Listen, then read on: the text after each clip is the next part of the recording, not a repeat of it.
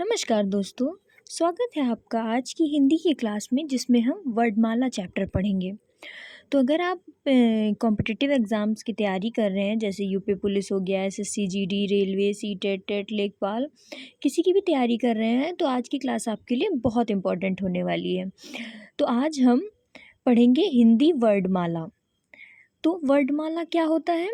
भाषा की सबसे छोटी ध्वनि को वर्ण कहते हैं और वर्णों के व्यवस्थित समूह को हम वर्णमाला कहते हैं। अब वर्ण प्लस माला यानी कि अक्षरों की माला हम याद रखने के लिए सोचेंगे कि वर्ण प्लस माला अक्षरों की माला। वर्णमाला दो भागों में होती है। एक मुख्यतः दो प्रकार होते हैं, एक स्वर एक व्यंजन। अब स्वर क्या होते हैं? जिन वर्णों का उच्चारण बिना किसी दूसरे वर्ण की सहायता से होता है उन्हें हम स्वर कहते हैं। स्वर कुल स्वरों की संख्याएं 13 होती हैं। जो आ ई उ ऊ ऋषि ए ओ अंग आहा, ये स्वर हैं। स्वरों की संख्याएं 13 होती हैं। अब स्वर के कितने प्रकार होते हैं? स्वर के दो प्रकार होते हैं, ह्रस्व स्वर और दीर्घ स्वर। ह्रस्व स्वर क्या होते हैं? जो छोटे होते हैं। दीर्घ स्वर जो क्या होते हैं? जो बड़े। छोटे बड़े क्या, जैसे हम बचपन में पढ़ते थे छोटी क्लासेस में कि छोटा, छोटी, छोटा ऊ, ऋषि, ये जो होते हैं ये छोटा बोलते थे, तो ये ह्रस्व स्वर है। और दीर्घ स्वर क्या होते हैं? बड़े, बड़ा, बड़ी, ई, ऊ से उल्लू वाला ऊ, ए ओ, ये दीर्घ स्वर हो गए। अब व्यंजन क्या होता है? जिन वर्णों का उच्चारण स्वर की सहायता से होता है उन्हें व्यंजन कहते हैं। कुल व्यंजनों की संख्याएं कितनी होती हैं? 33 होती हैं। कुल व्यंजन 33 होते हैं। व्यंजनों के प्रमुख प्रकार, सबसे पहला स्पर्श व्यंजन। स्पर्श व्यंजन 25 होते हैं।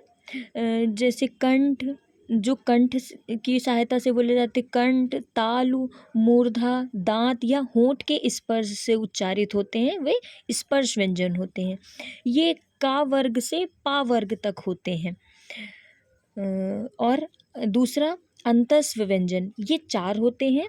इनका उच्चारण स्वर और व्यंजन के बीच का होता है। अंतस्व व्यंजन कौन कौन से होते हैं? या, रा, ला, वा। अब तीसरा ऊष्म व्यंजन, ये भी 4 होते हैं। इनके उच्चारण में रगड़ से मुख में गर्म हवा पैदा होती है। जैसे ऊष्म व्यंजन कौन से होते हैं? शा, सा, सा, हा। शा जो 3 तरह के शा होते हैं, शलजम वाला शा, खटकोड़ वाला शा, सा से सरौते वाला सा, और हा। और अब चौथा संयुक्त व्यंजन। संयुक्त व्यंजन ऐसे तो 3 लोग मान ले, संयुक्त व्यंजन जो होते हैं वो 4 होते हैं। 2 व्यंजनों के मेल से बने वर्ण जो होते हैं, क्षत्रिय वाला शा, क्षत्रिय, त्रा, ज्ञा, और श्रम वाला श्रा जो होता है, श्रम, ये संयुक्त व्यंजन होते हैं जो 2 व्यंजनों के मेल से बने होते हैं। अब इम्पॉर्टेंट क्वेश्चंस जो एग्ज़ाम्स ओरिएंटेड होते हैं, हिंदी में कुल स्वर की कितनी संख्याएं होती हैं? तो हिंदी में कुल स्वरों की संख्याएं 13 होती हैं। हिंदी में कुल व्यंजनों की कितनी संख्याएं होती हैं? तो 33 होती हैं।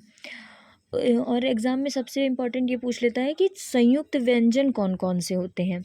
तो संयुक्त व्यंजन हमने पढ़ा है कि 4 होते हैं। क्षत्रिय वाला शा, क्षत्रिय, त्रा, त्रिशूल वाला, ज्ञा से ज्ञानी, और श्रम वाला श्रम वाला श्रम।